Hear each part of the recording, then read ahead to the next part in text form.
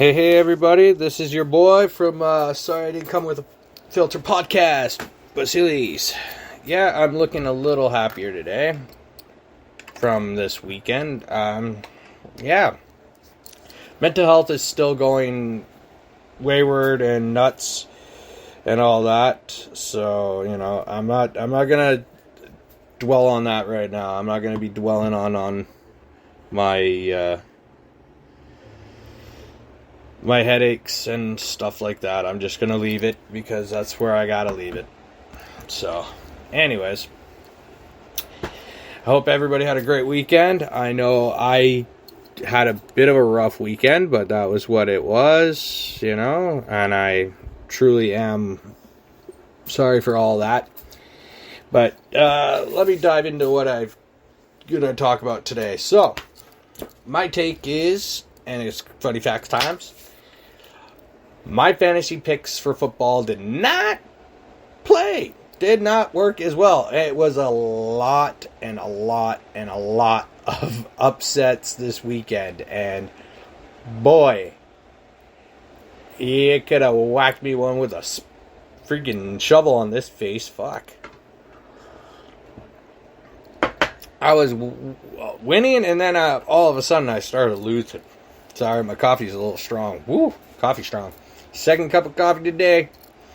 So, besides all that, it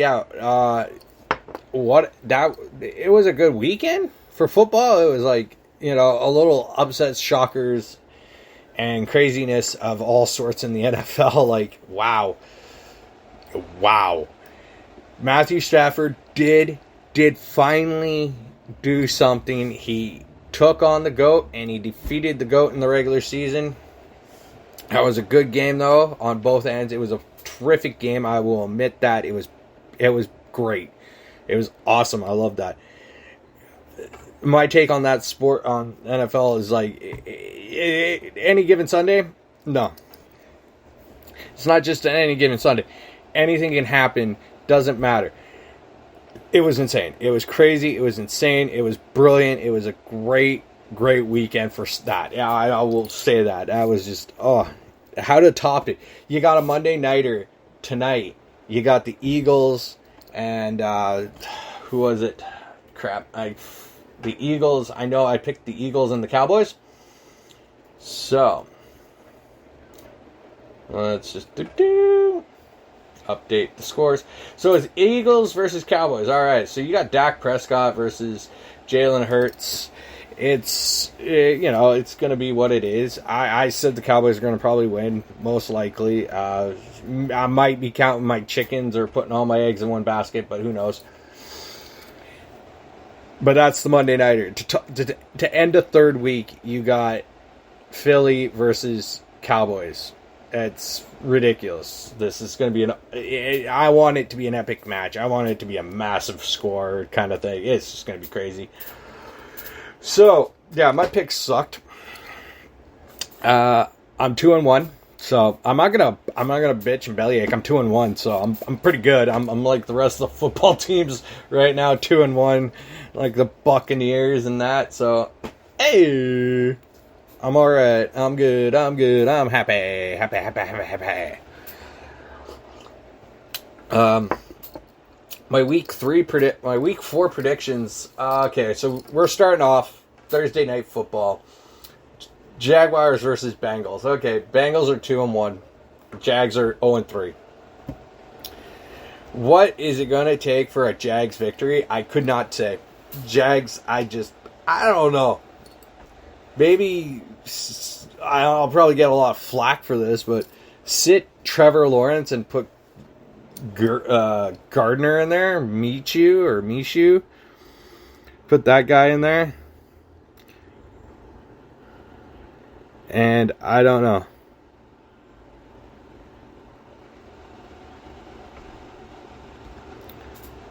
I couldn't tell you. I don't know. I can tell you on that.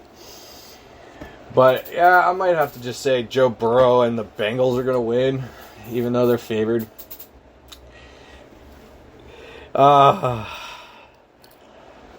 Yes. What a weekend. My gut was saying, and my mind was saying, Giants would win against the Falcons. No, it was the Falcons. Matt Ryan, your boy. You got it. You got the win. I'm happy. I know it was Eli Manning Day. I understand, Giants fans. I'm sorry. But, God, that was a beautiful win. God. Did you guys all see that football kick, the 66, 67-yard field goal kick from Baltimore's player that missed earlier in the game, the 41, and he got the 67 or 66, whatever? That's ridiculous. That was fucking ridiculous. I'll say that. That shit was nuts. You're crazy. But, to move on, so you got your Sunday. New Orleans versus Giants. I'm going to go with Winston on this. Jameson Winston is a fucking hell of a good quarterback. I don't know why the Buccaneers gave up so much on him. He's turned himself around completely, and he's done such a fantastic job. And yeah, that was really great on his end. It was terrific. I loved it. It was awesome. It was fantastic. So I'm taking the Saints against Giants. Chiefs versus the Eagles. Okay. I was a little too upset about the Chiefs losing to the Chargers. But Mahomes lost to the better team. Mahomes and Chiefs lost to a better quarterback in that game. Justin Herbert was throwing everything and anything. And everybody was catching everything and anything he was throwing. So it was, what it was. But I am going to go with my Chiefs over my Eagles on that one. Buffalo versus Texans. I'm going to say it. We know the whole Deshaun Watson thing going on, the whole drama, the whole, 22, 23 cases against him and all that crap. And yeah, it's sick. I was listening to Pat McPhee and that. Pat McPhee, that guy's so awesome. He's funny. I even caught him on Friday Night SmackDown and dancing to King Nakamura. So I'm going to go with the Bills on that because Josh Allen's just throwing freaking haymakers like there's no tomorrow. Those fucking Hail Mary balls. You got Dallas versus Panthers. Okay, so the Panthers are 3-0. Sam Darnold's doing everything right. Leaving the Jets. Like this is the thing I was listening to on Pat McPhee. Pat McPhee is absolutely correct. The head coach in the Jets, every time somebody leaves him, they do better. Every time he leaves somewhere, they do better. This guy, Anthony Gase or whatever his name is, Coach Gase, he's a freaking weirdo. This guy's he's a freaking ass. Nobody plays well with him. Maybe he should just just be a coordinator, be something else. Don't be the head coach.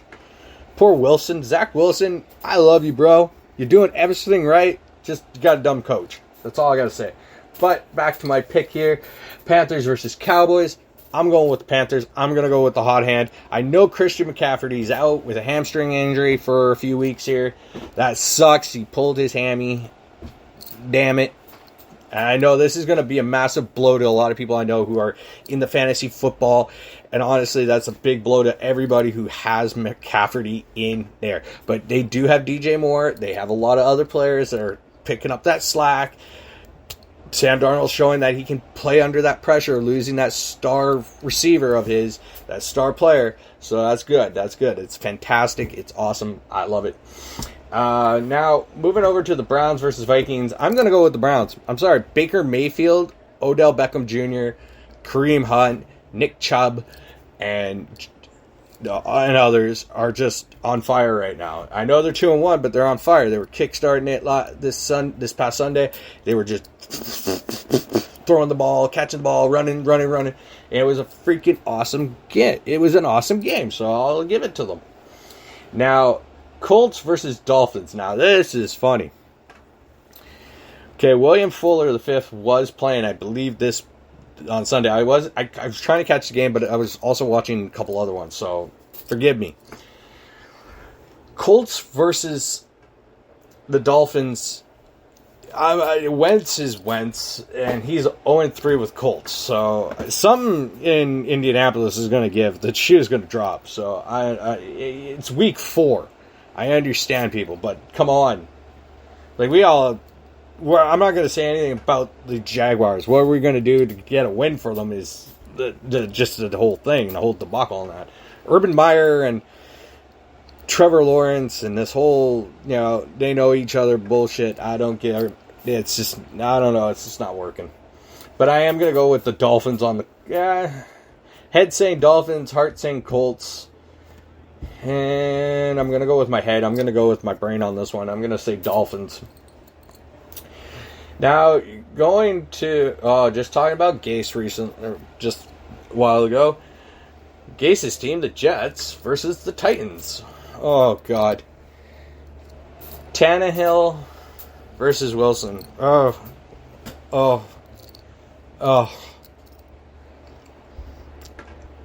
I know for a fact it's going to be Tennessee. It's going to be a slaughterhouse. You got Derrick Henry, and he's just going to freaking he's going to be mercilessly a vicious person, and he's going to beat the hell out of them. Beat the shit.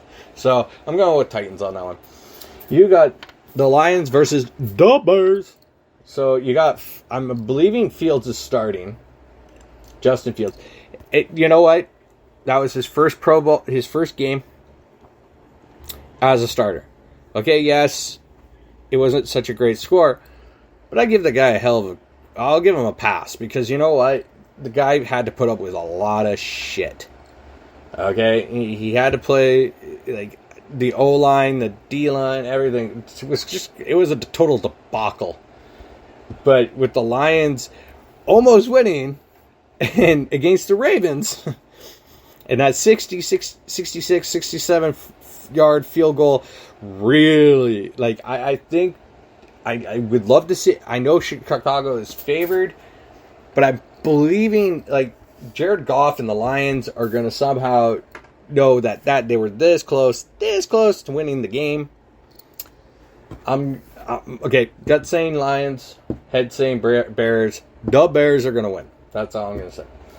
Now, over to the Washington football team versus the Falcons, who got their first win this past Sunday. I'm going to say Atlanta. I'm calling it. Matt Ryan has found something. I know the kid in Washington, he's doing so good. He's fantastic. He's, taking over the spot for their starter there. He's doing a really good job. So, but again, Max Ryan, he's found something. So he's going to win. Now, over to the Arizona Cardinals versus the LA Rams. You got two teams that are 3-0. So which one's going to take their first loss of the season in week 4? You got Stafford and that entire offensive line just rolling out like there's no tomorrow. They're just balling. And looking at the Cardinals and Kyler Murray, DeAndre Hopkins, J.J. Watt, and all of them, it's really, really hard to bet against that team. But with the Rams coming off a big victory against the reigning, defending, and undisputed Super Bowl champions, Buccaneers, and against the GOAT, and Gronkinator and all them, like, I'm gonna go with the Rams. I gotta go with the Rams because it's Stafford's on a team that he's actually winning. He's actually getting that play, and he's getting that much needed offense and points being put up by his offense and all his players. So I'm going with the Rams. Seahawks versus Niners. 49ers. Well, I said it. Stephen A. said it. The bad man back. The bad man is back. And that was Rodgers this past weekend. Rodgers showed why he could still do what he does and why he gets paid. Why he should get the respect from Green Bay. And why the man should get paid even more money. The man is a fucking beast. He's beast mode. So, they're saying San Fran is the favorite. I I know the Seahawks lost, but I say the Seahawks will take it. They will go again. They'll beat the 49ers. They'll just beat them. Plain out. It'll be Russell Wilson. He'll somehow ball out on that one. Now you got the Steelers versus the Packers. Like I just said, the bad man is back. Lambeau Field. Your boy Aaron Rodgers is going to beat the shit. Him and Devontae Smith, holy shit. Hooked up more times. That was just ridiculous. Ridiculous. And in that last bit of the fourth quarter, he was just go. Keep going to the field. Keep going to the line. Keep going to the line. We're going to keep pushing. And he did. He pushed. And that, boom. That's why the Packers. One bad game. First game of the season doesn't necessarily write the rest of the season. Sometimes it does, but sometimes it doesn't. But when you have a great quarterback and when you have great players, and this goes to the NBA, this goes to the baseball. Actually, baseball is kind of hard to call. It goes to the basketball and the NHL, to hockey. Football is exactly like that. You can start your season really shitty, like the first game, but then just momentum, uphill climb. That's all I got to say to that. So I'm picking the Packers over the Steelers. Ravens versus the Broncos. Okay, Broncos are 3-0 with Teddy Bridgewater at the helm. But again, the Ravens are coming off that fucking epic field goal kick. I don't give a shit. And it went doink off the crossbar and behind. So it went doink, boink, in. So they're saying Broncos. Yeah, it's kind of going to have to be the Broncos. Because, I'm sorry, Ravens, you're in the Mile High City. And I know, I've been told that, being in Denver, the air is just something. And now we're going to the Sunday Nighter. The epic game of epic games. You got the GOAT versus the GOAT head coach. You got Brady versus Belichick. Brady versus Belichick's boy in Mac Jones. All right. So there's been so much discussion about what has transpired. Apparently there's a book out in the New England area and in the Boston area about the whole thing that transpired with Brady, Belichick, and the Patriots. Apparently Belichick locked him out of the stadium there. And just blah, blah, blah, and whatever. To me, it's all childish bullshit with, you got multi-millionaires, multi-billionaires fighting with each other like they're a bunch of little school children, and it's just it's a fucking joke. Either respect the person or not. Okay? Do your handshakes, say your goodbyes, and just leave it at that. You don't have to be so childish and bullshit and lock people out of stadiums and arenas just because they're gonna leave on their own continence and their own accord of not giving a shit about you or whatever, or you don't give a shit about them. I've heard this from First Take. I've heard this from other sports podcasts and NFL podcasts and all that Belichick still saw Brady as a 22-year-old, and the guy is so strong-minded on his winning ways. Yes, you got a bunch of Super Bowl rings as offensive coordinator and all this, and then a head coach, but when his success started with the Patriots and Brady, come on, Brady basically took the job from I think it was Bledsoe. And Brady was drafted really low in the draft, in his year of the draft. I think it was like 100 and something overall. So this guy really pushed the boundaries and all that to be the GOAT. And now all this other stuff now we're all hearing is like, who gives a shit? Like, this guy, I have nothing but respect for him now on a professional note. And on a personal note, I don't know the guy. So I'll still give my respect to him because he's the fucking GOAT. He's got fucking rings. I got replica championship rings, and I got a replica Hall of Fame ring, but still, I don't got no Super Bowl rings or anything like that, so I respect the man. Again, to go on further with this, Brady versus Mac Jones. So we're going to actually see the guy who is supposed to take over the whole entire Brady legacy of what Brady did for the Patriots as the quarterback, to go against the face that was the face of the Patriots, is now the face of the Buccaneers.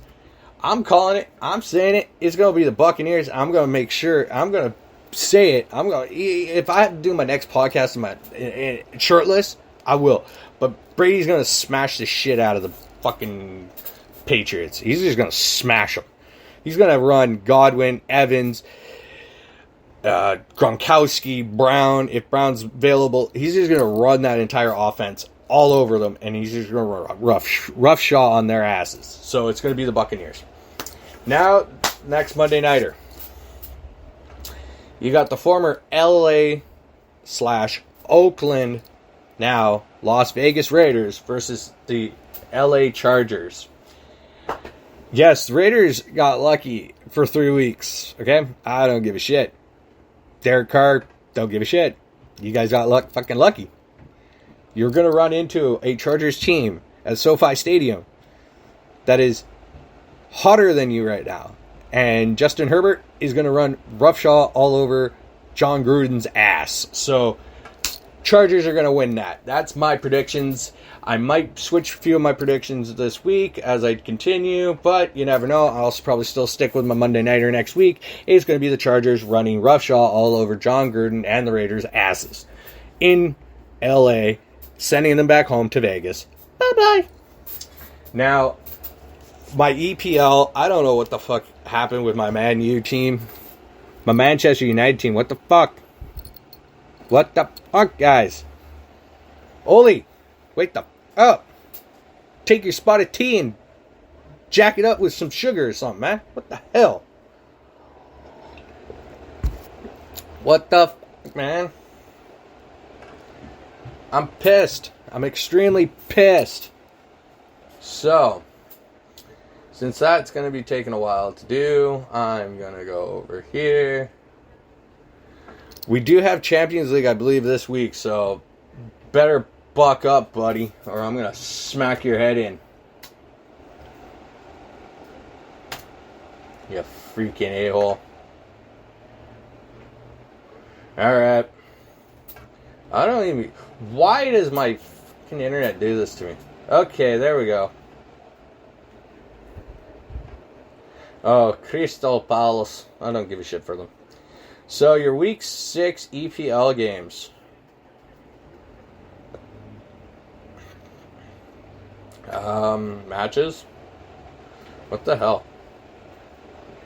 This is stupid. Alright, whatever. My standings, anyways, are... So, Liverpool's at the top. Damn it. Man City's up at the top. Man U's at the 4th. Chelsea's in 3rd. So, it does still look like it is what it is. For the time being. And right now, I'm not overly pleased on that. So, let's see. Week 7. So, my team, Man U, is going to face Everton. So, they're 4-1-1. So is Everton. But next weekend is a redemption. Come on, you guys lost to Aston fucking Villa. You guys got to be shitting me. Shitting me. But anyways, you got Burnley versus Norwich in the net. Wow. Yeah, Burnley's going to win, even though they're 0-2-4. Norwich City is 0-0-6. They're 0-0-6. It'll be 007 soon. Without the James Bond. Chelsea versus Southampton. Chelsea is 4-1-1. Southampton's 0-4-1. Chelsea's going to win. I can tell you this. That's just how it's a given. Leeds is 0-3-3. And Watford's 2-1-3. See, I like... They gave the Leeds the the favored in the win. But I can't say that. Because you got to look at Watford. Watford's doing pretty damn good. You know, they got 2 wins. Yeah, they got a draw, and they got 3 losses. Yet, Leeds has 3 losses, 3 ties, 3 draws. But no wins. I'm going to take Watford. Okay, everybody's going to probably say Leeds. I'm going to take Watford. Even though it's in Leeds, I'm taking Watford. Wolverhampton versus Newcastle. Okay, Wolverhampton was good for the last few seasons. But this year, they started out of the gate like horseshit. Okay, they're 1-0-4. So 1 win, 0 draws, and 4 losses. You got Newcastle, who has 0 wins, 3 draws, and 3 losses. I'm going to go with the team. I'm going to go with Newcastle. Even though it's in Wolverhampton, I'm going to go with Newcastle. I just have a feeling Newcastle is going to pull one out. And then you go to Brighton versus Arsenal, which I'd have to say Brighton might win this one. Even though Arsenal is favored, I say Brighton. Even though it is in Brighton, Brighton's going to win it. It's just how I see it. I can tell you that I'm not that great at predicting a lot. But, you know, it is what it is. Forgive me, my friends and fellow listeners. I did catch the hockey game on the radio last night, which was epic. Even though I hated the fucking bullshit calls that the games were being called on. To me, it was all bullshit, so screw you, NHL. Yay, Seattle won its first preseason game and its first ever game. That's great. Woo! But I heard the arena in Spokane was just jacked. It was full capacity. All right, let's go. So now my group stages in Champions League, my predictions. So you got Shakhtar versus Inter. As I say, Inter's going to win that. Ajax versus Besiktas. Ajax is going to win. Leipzig versus Club Brugge. Leipzig. PSG versus Man City. I'm saying PSG. They're saying Man City. It's in France. I doubt Man City, Pep Guardiola, Man City team without Naguaro, with Jack Grealish, Raheem Sterling, Kevin De Bruyne, and all them. Now, I'm sorry. I'm going with PSG. They're freaking loaded. They got Kylian Mbappe. They got Neymar. They got Messi. They got Di Maria. They got it, okay? They got Ramos, so they're good. PSG is going to win that. AC Milan versus Atletico Madrid. This is going to be a good one, but I'm going to go with Atletico. Even though it's in Italy, it's still going to be Atletico. Liverpool versus Porto. I would love to say Porto, but I'm going to say Liverpool. I think I said Liverpool on one of my podcasts, but I'm pretty sure it's going to be Liverpool. Borussia Dortmund versus Sporting Lisbon and Real Madrid. Dortmund is going to win. Dortmund is going to win all the time, hands down. It's a great German team. You got the young kid over there, the young Dutch kid, so he's the wonder kid. And then you got Real Madrid versus Tiraspol. Real Madrid's going to win. So, on all that. There's all my picks for that. For the soccer and EPL. Now, let me gear over to the NHL. So tonight's another game for the Canucks. They're versus Calgary. So, you know, it's preseason. Yes, I know Petey has not, been signed nor has he used. But again, it's a lot of situations going on at hand, and got to give it up. But anyways, that's beside the point. The whole team last night did very well for the first game. I was reading up this morning. I think Jack Rathbone will be your 6th or 7th defenseman for the Canucks this season. He's done a lot of good things. Okay, yeah, he did take a penalty in the first period, but as soon as he got out of that penalty box, boom, he went straight down to the other end and scored the goal. First goal of the game. Bravo on Jack. Ole Levy, I think he hasn't done much for himself. I heard a little bit of rumblings. I've seen some rumbling, readings that Travis Green's a little unhappy with the man's conditioning and how he's, keeps himself physically. And that's fine. Whatever. That's, truth be known, that's how a lot of that BS works. This kid, he's been with our organization for quite a while. He should understand that come training camp, show up in the best shape you are in. Don't show up like some fat slob. Alright? That's how I say it. Just don't. He did. That's my thing. I don't give a shit what anybody says.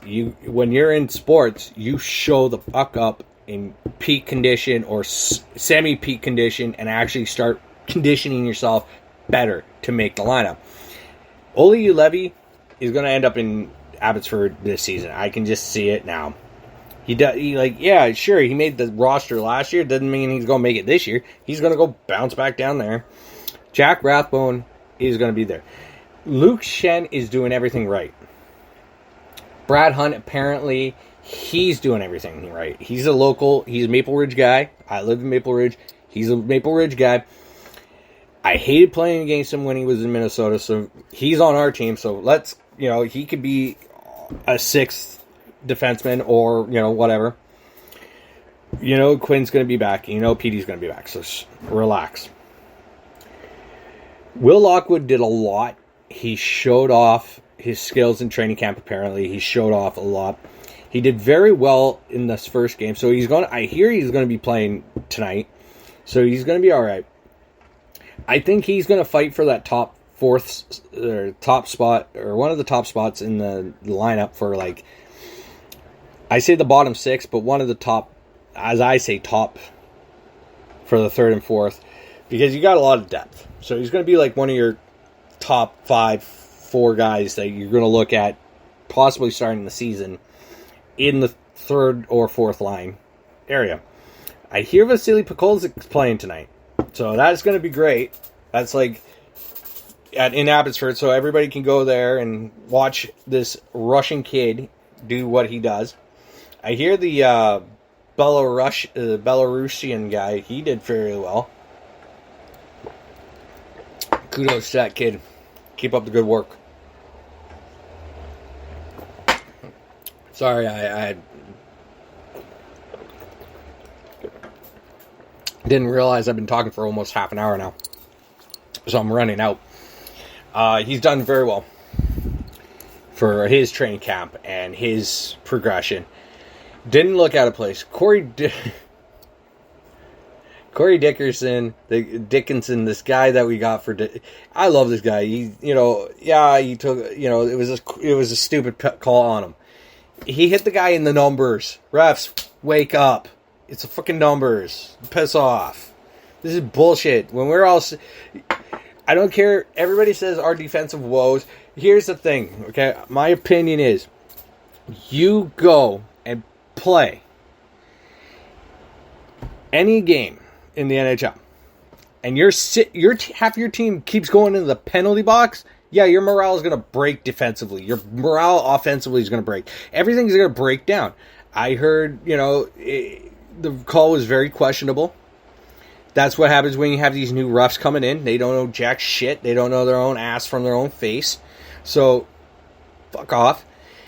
And the other factor to it is it's a bunch of new players with a whole new team. And that's all right. I hear Kyle Burrows was doing very well, too. Defensively. That's great. That is great. Both the goalies, Silvos was doing, Arturs Silvos, he was doing very well. Very well. He had his little glitches here and there, his little hiccups, but he was still doing well. And that's great. That's fantastic to hear that we're going to have a great tandem down in Abbotsford this year. I hear DiPietro might get some time tonight to play, so that's cool. That is cool. I was hearing about all the other Canadian teams and all this, and, the games are being what they are, but they're still having some tough calls because of the cap situation. So that's again, just like the Canucks, everybody else is having the same problems. Fans have to understand. Like, I understand as a business owner and in the industry I'm in, like, I'm in the food industry. So it is like prices go up, I got to put up some prices. On the other hand, I can't, due to COVID and this whole bullshit, I can't even employ employees. Like, I'm on a cap limit. You know, so I understand, like, as a fan and as a business person, it is all about making sense out of the dollars and dollars making sense. So in Canuck land, let's just be patient about Hughes. I also heard something recently. Dollywall said something that Hamonic's thinking of retiring. All right, whatever. Retire. I don't fucking care. The guy is not apparently an anti-vaccine, like, he's not vaccination, but he's just not getting it. Whatever. Just, dude, either get it or not. Like, go on the long-term injury reserve or be suspended for us, and we could free up some cap money, and then all of the people who are bitching and complaining that can have their dreams come true, and the Canucks can sign Petey and Hughes. I love those two guys, don't get me wrong. But again, patience. God damn. Canuckland, wake the fuck up. All about patience. Everything has a time. So anyways, besides all that, now, that's my hockey aspect. Now I'm jumping into the pro wrestling. Boom! Let's go. So I watched WWE Extreme Rules. It wasn't that bad. I wouldn't say it was, like, awful. Again, you got a pay-per-view called Extreme Rules. And one match out of all are, you know, one out of all the matches is one Extreme Rules. Okay. I kind of got confused a little. I loved the Damian Priest, Jeff Hardy, Sheamus one. That was great. Street Profits versus Usos was great. That was great. Those ones were great. New Day versus Omos, AJ Styles, and Bobby Lashley was kind of like a throw together last minute decision, and I was just kind of scratching my head. But again, got to see New Day, so that was cool.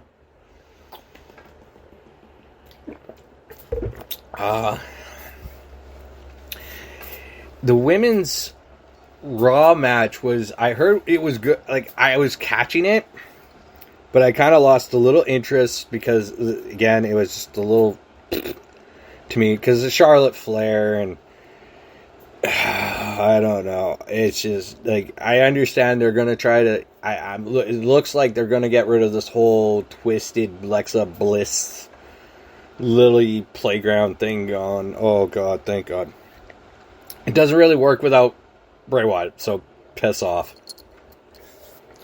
A.K.A. Wyndham Rotunda, who probably will be showing up to AEW Dynamite on Wednesday. So, who knows? Or maybe he shows up on WWE tonight. Who knows? He is a free agent. Who knows? Apparently there's been a lot of rumors going around.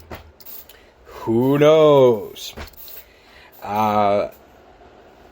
But to cap it all off, I was just happy to see some good matches. There were some things that came out of it really good.